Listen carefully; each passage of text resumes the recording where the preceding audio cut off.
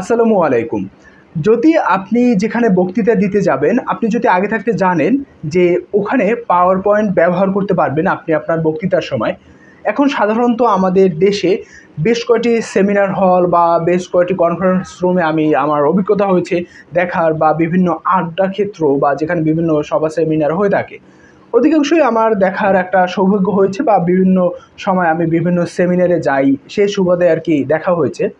আমি যেটা দেখলাম যে প্রতিটি স্থানেই কিন্তু পাওয়ার পয়েন্ট প্রেজেন্টেশনের একটা ব্যবস্থা আছে।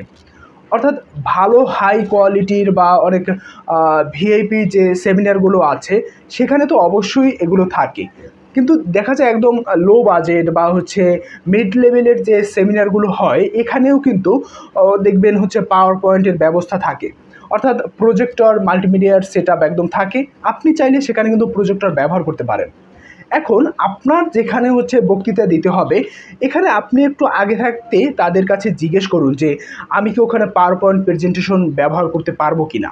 সেটা যেকোনো বক্তৃতায় আপনি এটা ইউজ করতে পারেন।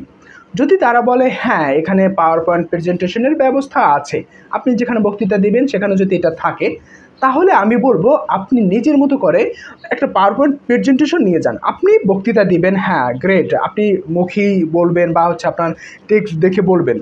কিন্তু আপনি যদি ওই পাওয়ার পয়েন্ট প্রেজেন্টেশনটা ব্যবহার করে আপনার বক্তৃতাটা দেন, তাহলে ওই বক্তৃতাটা আরও হচ্ছে প্রাণোজ্জ্বল হবে এবং হচ্ছে ওই বক্তৃতাটা মানুষ আরও বেশি গ্রহণ করবে।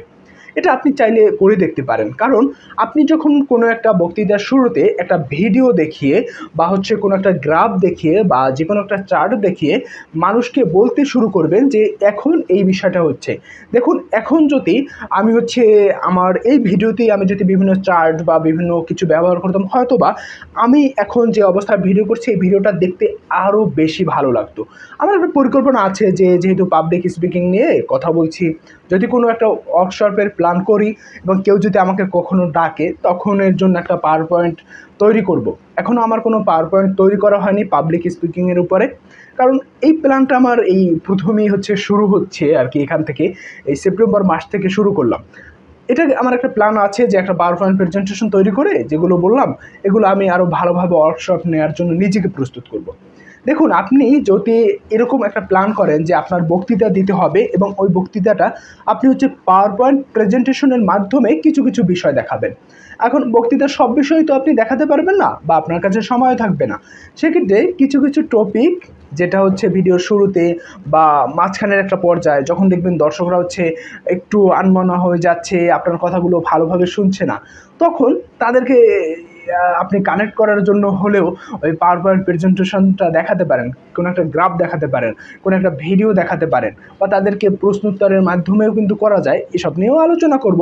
তবে আজকের এই বিষয়টা হচ্ছে আপনি যেখানে বক্তৃতা দেবেন সেখানে আগে থাকতে জানুন যে ওখানে পাওয়ার পয়েন্ট প্রেজেন্টেশনের ব্যবস্থা আছে কি নেই।